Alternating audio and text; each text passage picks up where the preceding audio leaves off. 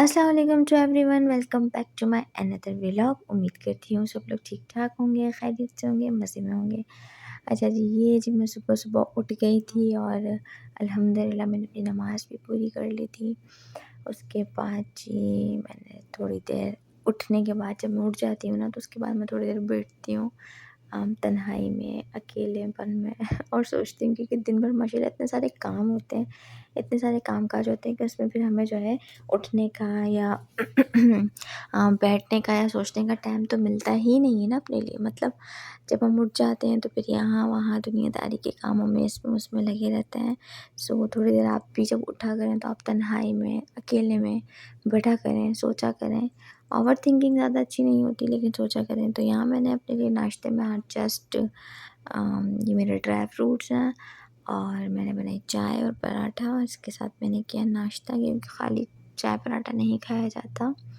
सो उसके साथ कुछ ना कुछ चाहिए होता है। सो ये मैंने खाया जी। उसके बाद दिन भर की रूटीन वही बच्चों को ब्रेकफ़ास्ट वगैरह कराना, घर के काम-काज करना, ये सारे। ये देखिए आपको इतना प्यारा सा बिल्ला नज़र आ रहा होगा और ये कैटी जो लेके आए ये इनके मोहम्मद के बाबा, मोहम्मद साहब के लिए लेके आए और मैं इसके आने से बड़ी डिस्टर्ब हो गई। मैंने कहा काम घर में और बढ़ जाएगा। सो वो बच्चे अल्हम्दुलिल्लाह खुश हो रहे थे। उसके बाद जो है मैंने पराठा भी पूरा नहीं खाया था नाश्ते में और बस आधे ही खाया था तो फिर मैंने खाए जी। अल्लाह आपका भला करे। थोड़े से पकोड़े और साथ में उसके साथ बड़ी मज़े की और यम्मी चटनी थी और ये मैंने घर पे नहीं बनाए थे, बाहर के थे। उसके बाद यहाँ देखिए मैंने किशमिश ली है थोड़ी-सी और साथ में मैं पिस्ते जो है छीलने लगी हूँ। अब आप सोच रहे होंगे कि मैं क्या कर रही हूँ? ऐज़ यू नो कुछ ना कुछ तो मैं करती रहती हूँ और कुछ ना कुछ करते-करते ही मेरा दिन गुज़रता है। अगर मैं कुछ ना करूँ तो मतलब दिन तो गुज़रना है ही नहीं ना।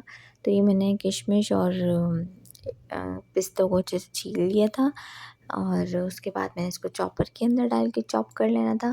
पहले तो ये मतलब इस तरह से होता था ना कि कटिंग कर कर के हाथ छिल जाते हैं, पर अब चॉपर से ना इतनी आसानी हो गई है कि बस इसमें डालो और जल्दी से वो चॉप हो जाती है कोई भी चीज़ हो। कुछ भी आप चॉप करना चाहें तो वो अच्छे से चॉप हो जाता है।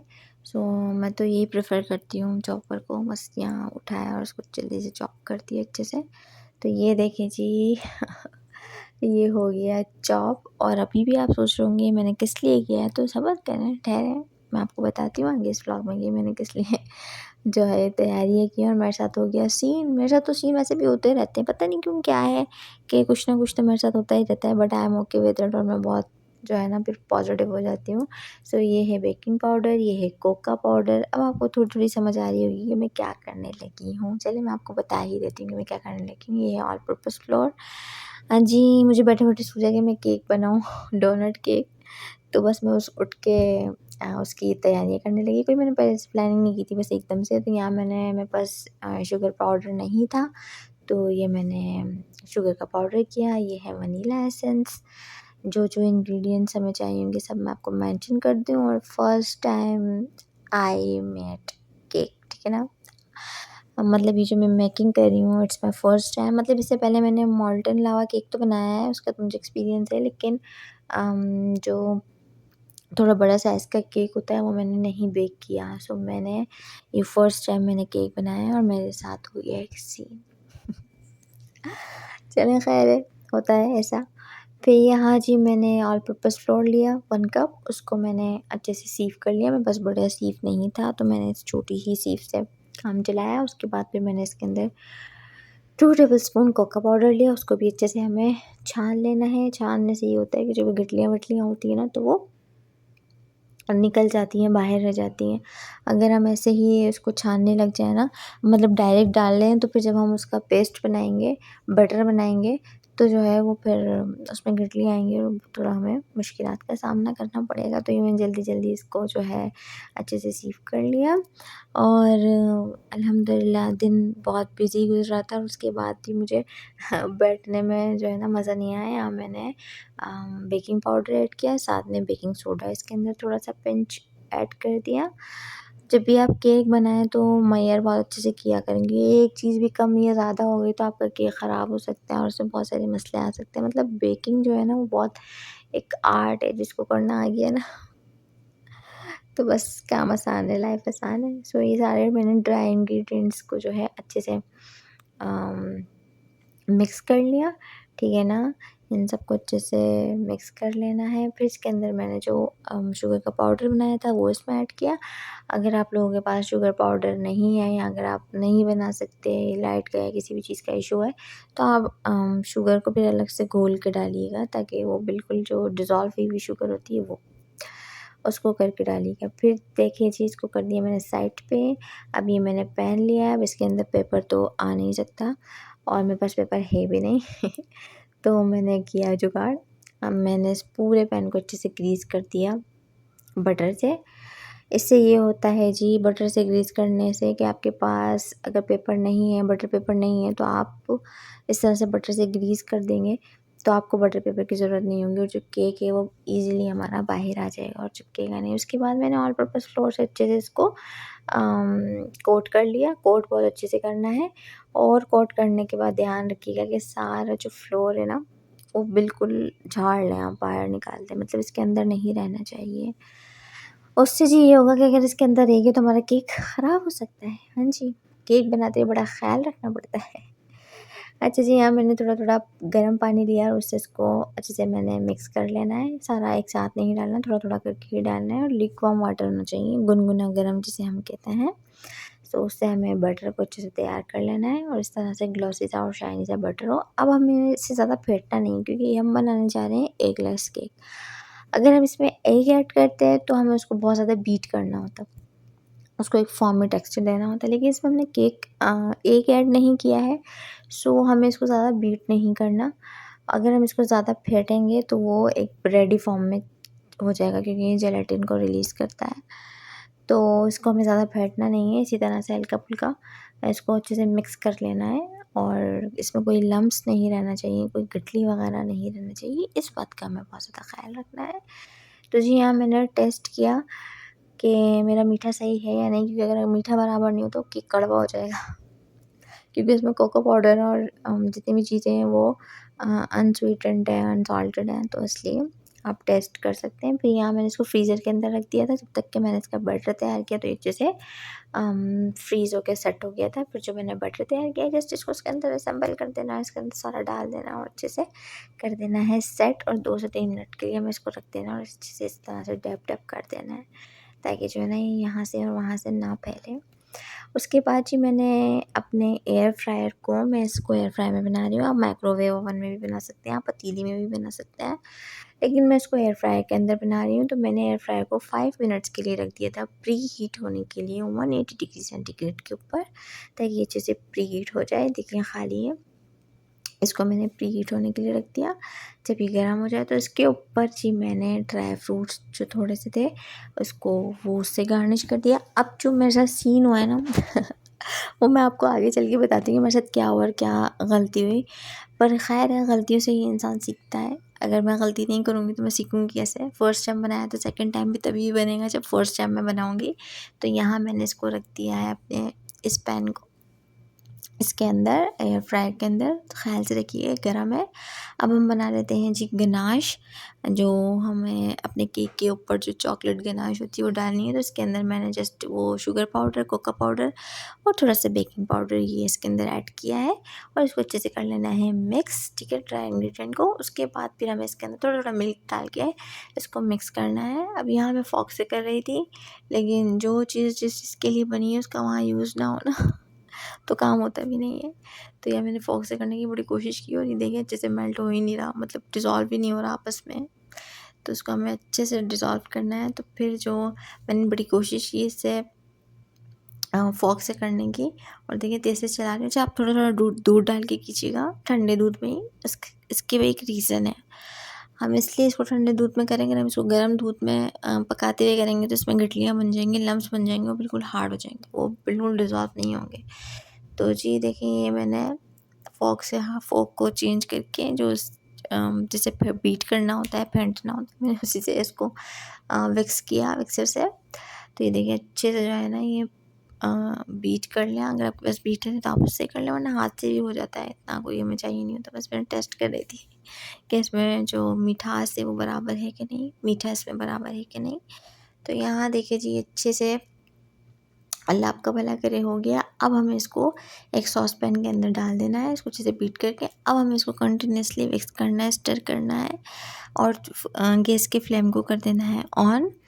अब हमें इसे करना है गाढ़ा, और मैंने इसके अंदर कॉर्नफ्लावर भी डाला था, या कॉर्न स्टार जो आपके पास है कॉर्नफ्लावर हो, हाफ़ टी स्पून। तो उससे जो है ये गाढ़ा हो जाएगा, थिक कंसिस्टेंसी हमें चाहिए। हम गनाश बना रहे हैं, और ये गनाश बग़ैर बटर और बग़ैर चॉकलेट के बना रहे हैं हम कोको पाउडर से, क्योंकि यूजुअली जो गनाश बनती है वो फ्रेश क्रीम से और डार्क चॉकलेट जो होती है उससे बनती है। लेकिन हम देखें बग़ैर, विदाउट डार्क चॉकलेट और without use of fresh cream उसके बना रही, दोनों चीज़ें मेरे पास रखी थी।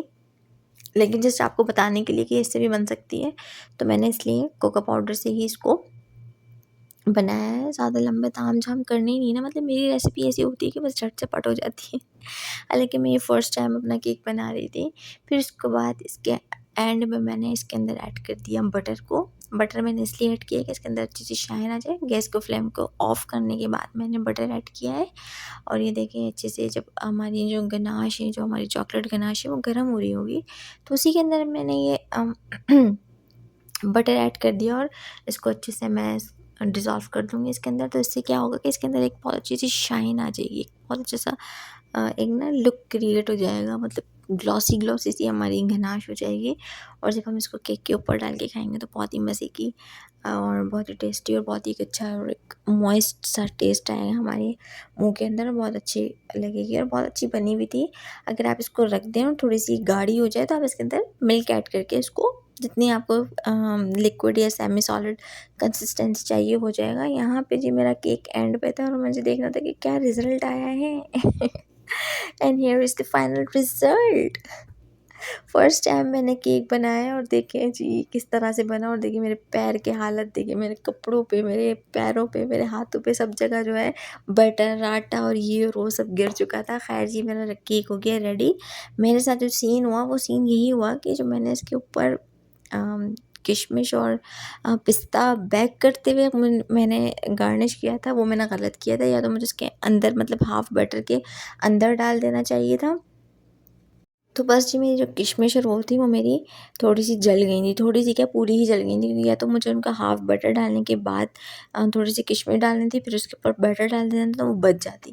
तो मैंने उसके एंड में ही किया तो वो थोड़ी जल गई थी। बाकी केक जो है वो अल्हम्दुलिल्लाह बहुत अच्छा और बहुत मज़े का और बहुत यम्मी बना था, और थोड़ा-सा मेरा केक जो है ऊपर से ड्राई हो गया था। तो ये मेरे से हो गई थी मिस्टेक, और ये केक जो है मैंने बेक किया था 180 डिग्री पे 25 मिनट्स के लिए। तो मैंने बहुत ज़्यादा टाइम दे दिया था। मुझे 160 डिग्री पे अगर मैं 25 मिनट्स के लिए करती तो अच्छा होता। ख़ैर ये मैंने सीखा। जो है हम कुछ काम फर्स्ट टाइम करते हैं तो हम उसी से सीखते हैं। तो केक बहरहाल अच्छा बना था, टेस्ट और जो उसका सब कुछ था वो सही था, लेकिन किशमिश जो है मेरी पहले वाली वो थोड़ी जल गई थी। बहरहाल ये कि मुझे एक एक्सपीरियंस मिल गया। उसके बाद जी मैंने बनाया खाना, और खाना मैंने जस्ट अंडों का खाकीना ही बनाया था। तो यहाँ मैंने प्याज़ को कर लिया ब्राउन, थोड़े से खड़े मसाला डाल दिए, टमाटर कट कर लिए, जल्दी-जल्दी चॉप कर लिए मैंने गार्लिक को, क्योंकि मैं थक गई थी। वैसे भी सारा दिन के काम-काज और ये रूटीन चलते-चलते जो है ना मेरी हो गई थी बस। फिर मैंने केक पहले बना लिया था। तो जी फिर खाना भी तो बनाना था ना, खाली मीठी से तो पेट भरना नहीं है, तो खाना ज़रूरी है। तो फिर यहाँ पे जी मैंने जल्दी-जल्दी खाने की तैयारी की। यहाँ मैंने सारा ड्राई मसाला डाल दिए जो-जो डालते हैं। मुझे नहीं पता आप लोग अंडों का खाकीना किस तरह से बनाते हैं, मैं इस तरह से ही बनाती हूँ। यहाँ मैंने नमक, थोड़ा-सा पानी ऐड कर दिया ताकि टमाटर जो है वो अच्छे से सॉफ्ट हो जाए, और जब टमाटर गल जाएँ और अच्छे से हम इनको जो है मसाले की फ़ॉर्म में ले आएँ, तो बस फिर हमारे अंडे तैयार है। तो ये है कि अगर कुछ जल्दी बनाना हो ना तो अंडों का खाकीना बना लेना। वैसे मेरा बिल्कुल भी इरादा नहीं था कि मैं अंडों का खाकीना बनाऊँगी, लेकिन मुझे पीछे से आवाज़ आई कि भूख लगी है। सो मैंने कहा बस अब झटपट यही बनना है। सो देखिए मैं मसाला किस तरह से बनाती हूँ, मैं इस तरह से जो है ना जल्दी इनको ऐसे कूटती हूँ टमाटरों को, इन सबको बिल्कुल, क्योंकि अगर ज़रा से प्याज साबुत रह जाएँ या टमाटर साबुत रह जाएँ तो जो खाने वाले हैं ना उनके बड़े नखरे होते हैं कि क्यों इस तरह से है। तो बिल्कुल अच्छे से एक मसाले और पेस्ट फॉर्म में ही करना होता है, तो बस मैं इस तरह से इसको ना इस तरह से इसे कूट लेती हूँ, तो उससे बहुत अच्छे से मसाला बन जाता है। तो जब ये ऑयल छोड़ने लगे ना तो आप समझ जाएँ कि आपके टमाटर अच्छे से गल चुके हैं। यहाँ देखिए, यहाँ ऑयल सेपरेट होने लगा है, मतलब जो मैंने मसाला तैयार किया है।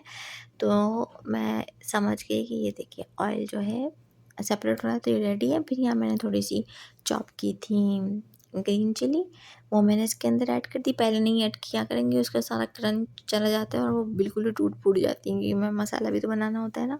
तो इसलिए मैंने इसको एंड में किया। मैं इसको 1-2 मिनट तक पकाऊंगी ताकि ये थोड़ी सी सॉफ्ट हो जाए। जब ये सॉफ्ट हो जाएंगे तो इसके बाद हम इसके अंदर ऐड कर देंगे अंडे। आप जितने अंडों का बनाना चाहें आप उतने अंडे ले सकते हैं, हमारे लिए 2 ही काफ़ी हैं, ये भी बहुत होता है। सो ये कुछ लोग होते हैं ना सालन बहुत भर भर के खाते हैं, मैं तो बिल्कुल भी ऐसी नहीं हूँ। ये फिर भी सालन की क्वांटिटी इनको ज़्यादा चाहिए होती है, मैं थोड़े से भी सालन से तो अल्हम्दुलिल्लाह पूरी रोटी खा लेती हूँ। तो और मुझे ज़्यादा सालन के साथ खाया भी नहीं जाता, मतलब कोई शोरबे वाली चीज़ होती है ना उसके साथ तो रोटी भिगो के खाने में बड़ा मज़ा आता है, लेकिन वैसे नहीं। तो here is the final result. ये देखिए मेरे अंडों का खाकी ना कितना मज़े का, कितना यम्मी सा बना है। और जब आप अंडा डाल देना तो फिर जल्दी जल्दी चम्मच को थोड़ा सा चलाया करें, उससे पता है क्या होता है कि जो अंडे ना वो अच्छी तरह से स्क्रम्बल्ड हो जाते हैं, मतलब पूरे टूट फूट जाते हैं और अच्छे से सब में फैल जाते हैं। तो जी ये काम काज करने के बाद मैं बहुत ज़्यादा थक गई और मेरे हाथ में हो गया दर्द। यहाँ मैंने बांध दिया ये बेल्ट जो है ना, मतलब आपकी लाइफ को ईज़ी कर देगा। आपके पैर में दर्द है, घुटने में दर्द है, कलाई में दर्द है, कोहनी में दर्द है, कंधे में दर्द है, मतलब कहीं भी दर्द है ना तो बस ये बेल्ट जो है आपके काम आने वाला है। So if you like my video so please like share and comment. अगर आप लोगों ने मेरे चैनल को सब्सक्राइब नहीं किया है so please subscribe my channel. मिलते हैं नेक्स्ट वीडियो में, तब तक के लिए अल्लाह हाफ़िज़।